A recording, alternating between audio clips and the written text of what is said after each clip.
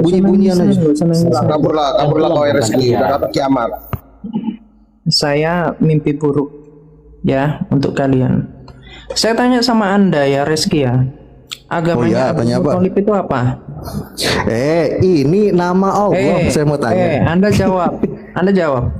Agama dari Abdul Muthalib itu apa? Coba Pak Dance. Pak Dance, gedein layar saya Pak Dance. Beberapa detik pertama Anda udah ketakutan. Gedein layar saya. Gua gak ketakutan. Gak ada yang ketakutan. Kita ngomong pakai kitab. Kita ngomong pakai kitab. Ya, kita ngomong pakai kitab.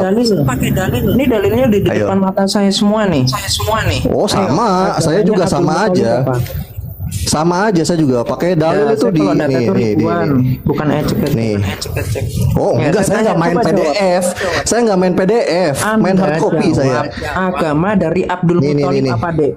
Ayo. Nih. Coba baca dulu ini, baca dulu ini. Kalau kamu sudah bisa baca dan ngerti artinya, baru saya ladenin. Nabimu aja nggak bisa baca. Baca dulu kiamat. Baca dulu. Oh, bukan kabur-kaburan. Kamu ini red hearing masalahnya. Jadinya saya mau nanya gitu. Kenapa orang Kristen itu kalau diskusi pasti logical fallacy gitu? Gak usah nangis. Lah, tuh kan sekarang ad hominem. Coba jawab. Dia ad hominem atau emotion, red hearing, strawman gitu loh. Mau diskusi sama saya yang biasa debat di dunia nyata lawan pendeta-pendetamu yang sekolah teologi beneran. Kamu ngimpi namanya. Gak usah dusta sama saya. Gak usah dusta. Lah, kamu juga nggak usah dusta. Saya tanya, ini Tuhannya Abdul Muthalib itu siapa? Nih, ayo saya jawab. Anda jawab. Ayo. Nih. Daripada nanti saya yang jawab, Anda nggak bisa bantah. Loh, saya dari tadi itu kasih referensi kiamat. Coba bisa nggak kiamat diturunin dulu setelah saya kasih statement baru dia bantah saya. Coba Pak Dance. Jadiin sama moderator Pak Dance. Sama awam sok tahu kalau ketemu sama Pak Dance jadiin sama moderator dong. Nah gitu. Iya. Kang Dito moderator kan? Enggak, karena soalnya cuma bisa nyerocos doang gitu loh, tanpa punya data. Ya. Oke ya. Nah, yang lain diam dulu dah. Diam belum bisa. Ya, diam dulu. Kalau nggak punya data kayak gini diam ya. Karena saya tuh nggak mau ngeladenin cuma bunyi-bunyian. Kita lagi ngomongin bahasa dan Kristen tuh paling takut kalau ngomongin bahasa, ya. Apalagi sama Reski, apalagi real life di offline, ya. Kristen tuh paling takut debat sama saya offline. Budi Asali aja kemarin nangis-nangis, ya. Jadi ganti interupsi jangan. Nah, begitu ya kawan-kawan ya. Jadi ketakutan. Jadi tadi itu lagi bahas Allah itu namanya Tuhan Islam, bukan nama Tuhannya orang pagan Quraisy. Itu. Nah, jadi di situ saya terus naik. Saya terus di invite untuk naik. Nah, ketika saya naik, saya baru ngomong, langsung kejam nih si Reski ini. Yo. Anda kalau ketemu sama orang awam, songong. Ketemu sama saya, mau apa? Ini data saya lengkap ya. Kalau mau pembuktian seperti itu. Dan bukan hanya satu literatur, tapi beberapa literatur.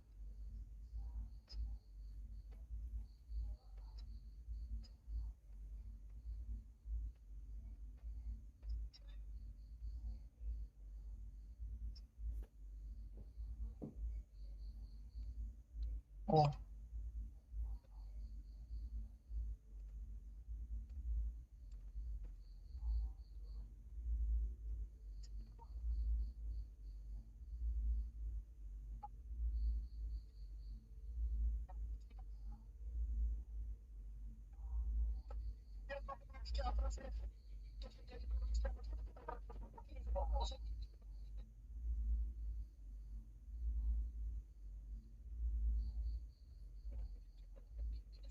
Oke ya, saya udah dinaikkan.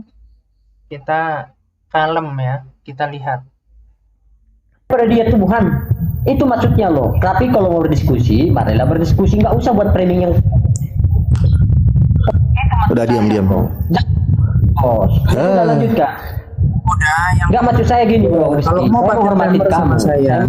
Ayo pakai telepon sama saya. Aduh, kamu itu debat di offline aja nggak berani, kiamat udah diam. Ya udah, oke deh. Kamu mau ngoceh silakan gitu kan. Saya tutup mic saya ya. Suara saya tetap lebih besar di sini. Nah, di sini saya berbicara dalam landasan bahasa dan orang Kristen itu paling takut ngomongin bahasa. Itu yang jadi masalah.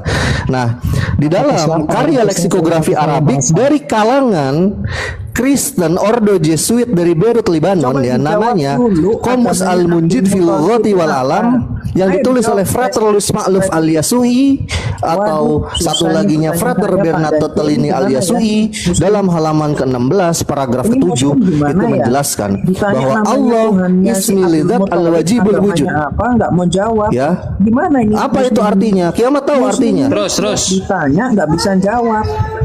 Loh, Gimana ini? Terus bukan nggak ada nggak ilmu bisa kiamat nih. jawab. Terus. Kita lagi ngomongin nama apa enggak tuh pakai karya leksikografi, Cong.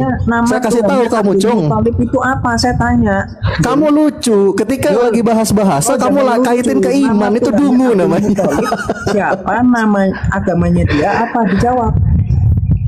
Saya nggak bahas agamanya itu, yang saya bahas Allah itu generic name apa proper name. Kamu jangan red herring. Oke, Ya udah, Pak Dance, dia cuma out of topic, turunin aja Pak Dance. Biar saya mau bahas ini secara tuntas. Kiamat kayak anak Suruh kecil, kiamat kejang-kejang anak bawah. kecil ya, nggak tahu namanya. Kayak anak kecil. Kayak anak Iya. Bocil, Bocil. ya.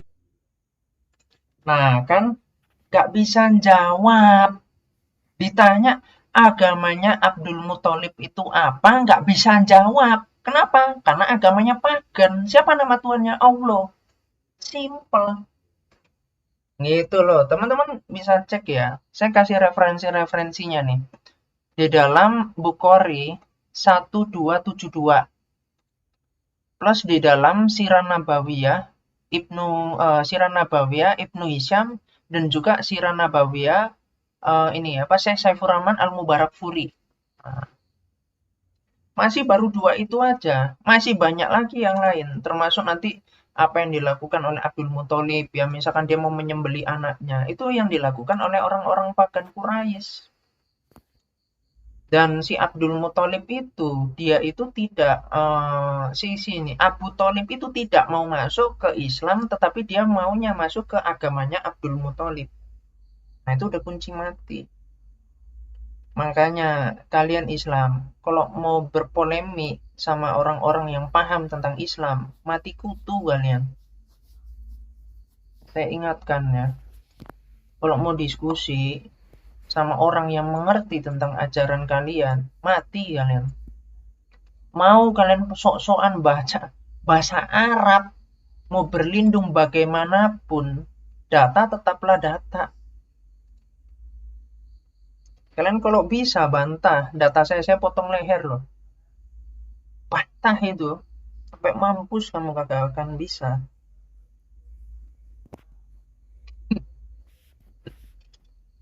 Nangis kalian.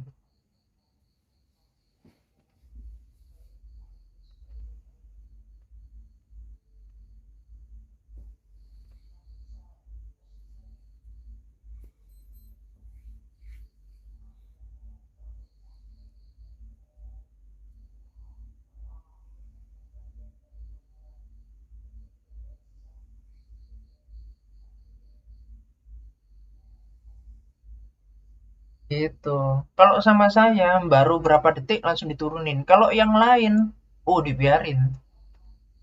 Gitu. Kocak kan? Kalau dibilang agamanya Abdul Muthalib itu Hanif, wah, Anda nipu Anda. Orang-orang Hanif itu nggak pernah mereka mau menyembelih anaknya. Ya. Dan orang-orang Hanif itu tidak menyembah Dewa Hubal, ya. Harus diketahui itu.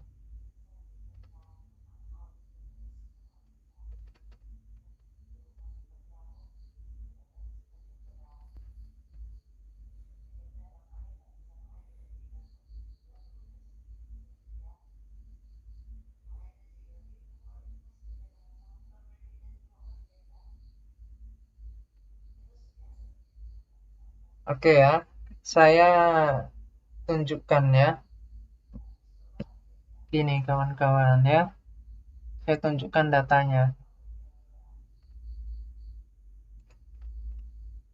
Bentar.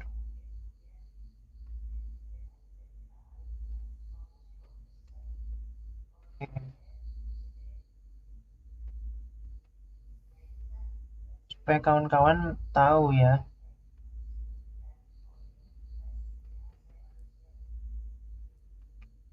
Oke, ini ya. Kok tiba-tiba ada lagi. Nah, ini ya. Jadi yang pertama saya itu tanya ya, agama dari Abdul Muthalib itu apa?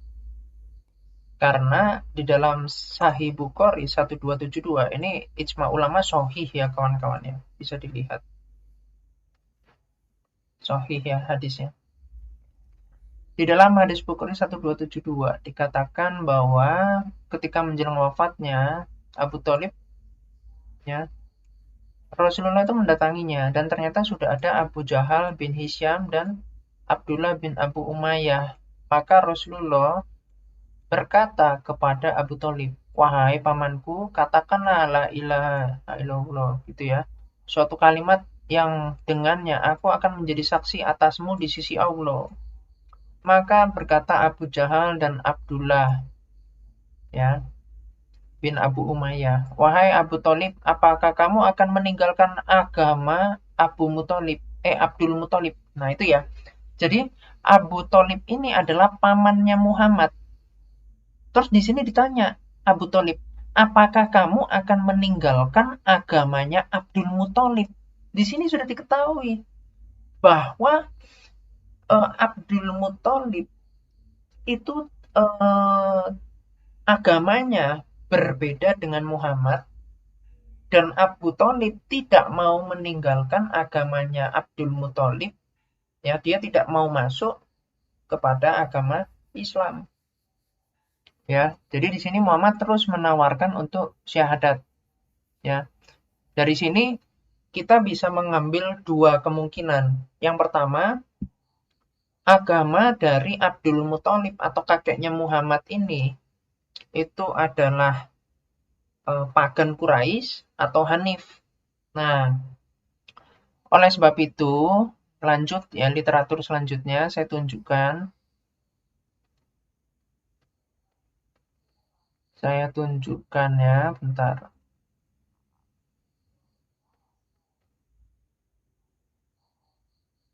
Wait.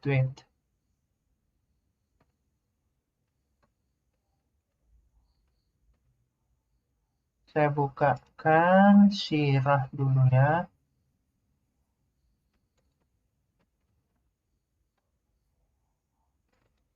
Ini Islam nih, kalau udah bahas kayak begini, nangis ya. Kalian mau nipu sama orang awam, ya bisa. Kalau sama saya atau orang-orang yang paham tentang sejarah, ya tetek bengek sampai akar-akar, kalian mau nipu, wah mana bisa. At least mata saya masih buka setengah aja. Anda mau nipu seperti itu kagak bisa. Islam. Ntar, satu lagi, oh ini ya, literatur. Jadi ada 3 literatur tambahan ya. Sebenarnya bisa kompleks nih kalau membahas seperti ini. Ntar, satunya, mana itu ya bukunya. Mereka paling takut kawan-kawan kalau udah berurusan sama data-data saya ini, apalagi ada ribuan ya data. Tuh, mana ini ya bukunya? Oh, di sini ya. Nah, ini sejarah peradaban Islam ya. Oke, Saya bukakan.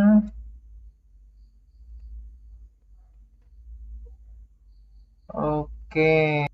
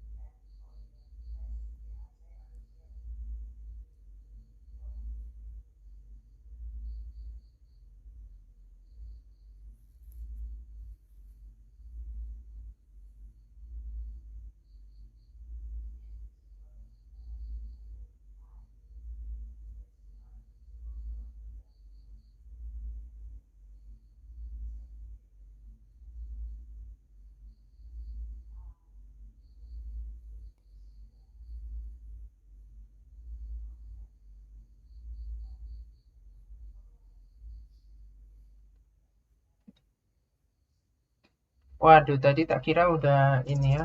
Bentar ya.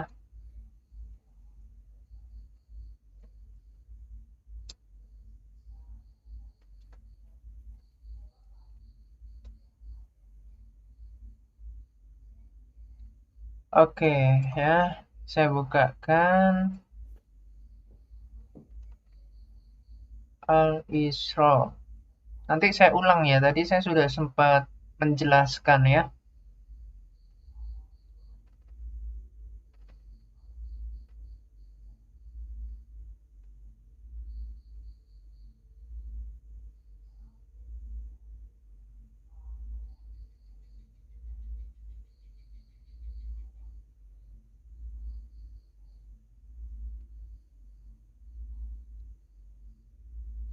Wait. Mana ini? Nah, ini ya. Iya. Ya, ini ya kawan-kawan ya. Di dalam Al-Isra 31 dikatakan begini. Oh, atau mulai dulu dari awal ya. Bentar. Halaman 79. Nih, jadi kawan-kawan itu bisa cek ya di dalam Sirah Nabawiyah. Syekh Saifur Rahman Al-Mubarakfuri ya, di buku ini halaman 79. Bahwa dikatakan apa di sini? Abdullah itu mau disembelih oleh Abdul Muthalib. Dan kalau kita lihat di dalam Al-Quran surah Al-Isra ayat 31, tindakan menyembelih anak itu, aduh ini kok keklik keluar ya. Ini ada iklannya, ini nggak ngerti ini. Jadi tindakan menyembelih anak itu di dalam Al-Quran itu suatu tindakan yang menjadi suatu dosa besar. Karena ini adalah tindakan dari kaum Arab jahiliyah. Ya, atau kalau nanti dicek itu sebagai tindakan orang-orang pagan Quraisy, ya. Oke.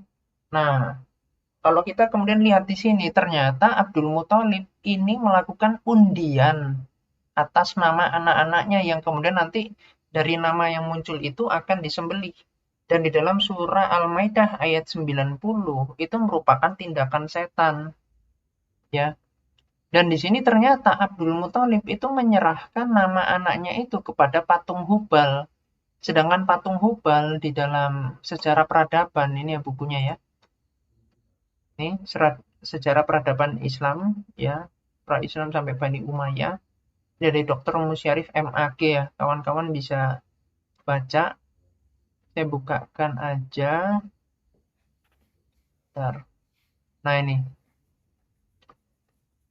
patung Hubal ya. Ini saya bukakan. Nah ini patung Hubal nih, lihat ya, patung Hubal. Patung Hubal ini dimiliki oleh orang yang beragama pagan. Jadi orang-orang pagan ini melakukan kepercayaannya, yaitu agama jahiliyah tadi ya. Yang muncul di zaman jahiliyah itu, yang mereka menjadikan atau mereka melalui perantaraan Hubal atau menyembelih anaknya melalui Hubal itu. Ya, yang mana dewa Hubal ini adalah dewa dari orang Arab yang terletak di dalam Ka'bah. Ya. Jadi ini bukan orang Hanif. Kalau orang Hanif, Al-Hunafa ini mereka itu nggak mau. Ya. Nih tradisi-tradisi orang-orang Hanif itu banyak yang diambil oleh Islam dan mereka menolak untuk menyembah berhala. Mereka nggak mau melakukan perayaan-perayaan untuk menghormati berhala. Juga mereka nggak mau binatang sembelihan yang dikorbankan untuk berhala itu untuk mereka makan, itu nggak mau, melakukan riba ya dan seterusnya ya.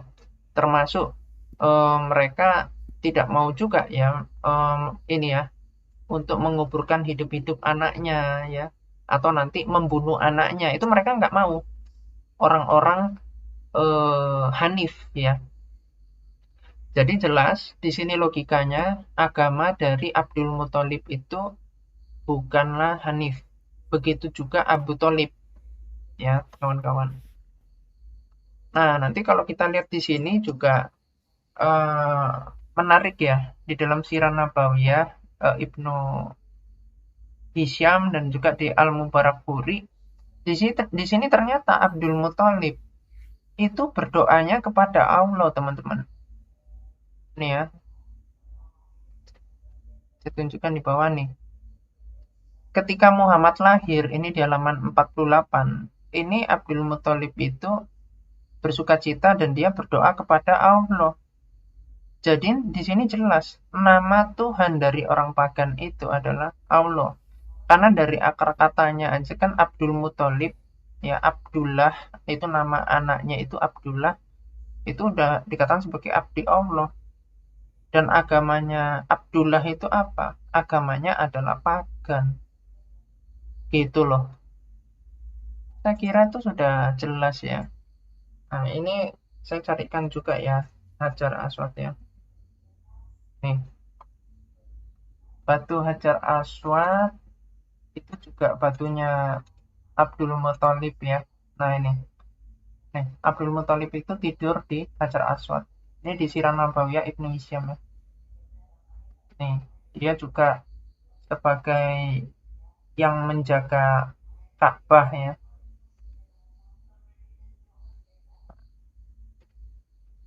Kalian bisa baca ya.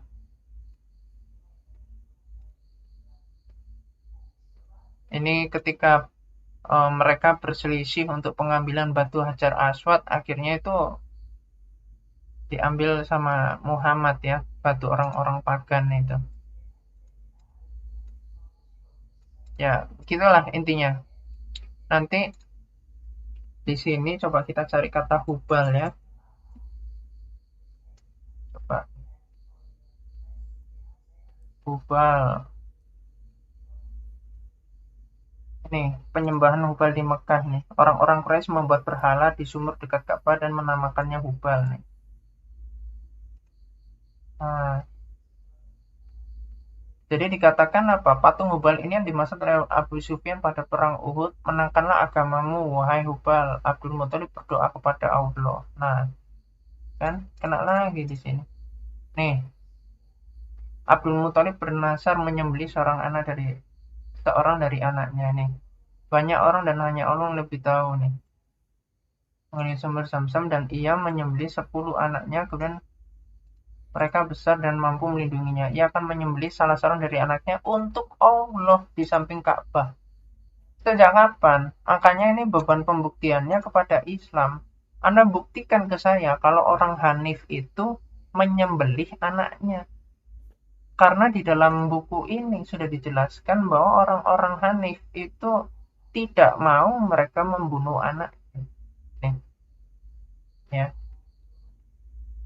Mengubur hidup anak-anaknya. Ini mengubur hidup sama aja artinya membunuh kan.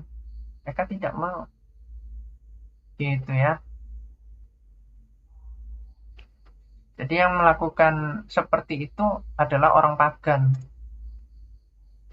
Ya, dan di dalam Al-Qur'an pun tidak boleh.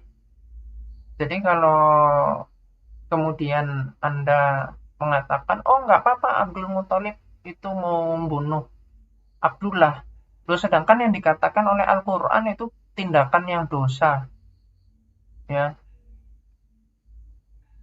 Itu mau nyembelih, dan yang melarang itu siapa ketika menyembelih itu? Ternyata yang melarang itu orang-orang pagan nih. Orang-orang Quraisy sendiri itu yang mencegah tindakan yang mau dilakukan oleh Abdul Muthalib. Karena di sini Abdul Muthalib itu menuntun Abdullah sambil membawa parang terus berjalan menuju Ka'bah untuk menyembelih anaknya. Ya, ini kalau menurut NU ini sebagai tipologi dari Ibrahim. Sedangkan kalau Anda mau cocokmologi Ibrahim, yang dimaksud adalah Abraham. Abraham itu dia itu mau mengkorbankan anaknya itu disuruh oleh Tuhan. Ya, Anda bisa lihat di Kejadian 22. Jadi bukan atas kemauan dari Abraham ya, tapi dia itu disuruh oleh Tuhan, dan di situ diganti oleh domba jantan ya, langsung dari Tuhan itu langsung diganti. Nah tapi di sini malah si Abdul Muthalib ini itu membuat suatu taruhan dengan unta-unta. Jadi kalau muncul namanya Abdullah itu ditambah lagi itu sampai 100 ekor unta ya. Dari 10 ekor unta, perhatikan ini, dari 10 ekor unta itu sampai 100 ekor unta. Ya, kenapa? Karena keluar terus ini namanya si Abdullah ini. Nambah lagi. Kalau ini namanya bukan suatu tipologi, tapi ini namanya memaksakan.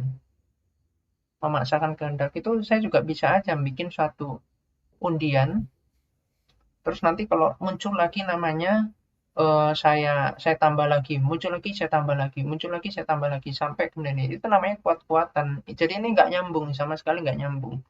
Memang dapat disimpulkan agama dari Abdul Muthalib adalah pagan Quraisy, ya, dan Abdullah agamanya juga pagan Quraisy. Oleh sebab itu Muhammad itu adalah keturunan dari orang pagan Quraisy. Dan yang dilakukan, diajarkan oleh Muhammad itu adalah agama pagan Quraisy yang kaidahnya sudah dirubah-rubah. Makanya nggak nyambung dengan ajaran keyahudian, akar keyahudian. Salah satu contohnya apa? Sunat perempuan. Sunat perempuan itu tidak pernah dilakukan oleh orang-orang Israel. Karena di dalam Alkitab, di dalam Yosua 5, ayat 3-4, ya, dan di dalam Kejadian 17 ya, itu sunat laki-laki, dan maknanya itu jelas. Maknanya itu untuk keturunan dari Abraham atau dari bangsa Israel itu.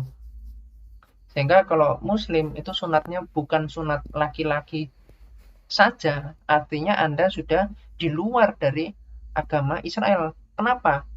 Karena sunat perempuan itu telah dinyatakan sebagai sunat yang malpraktek.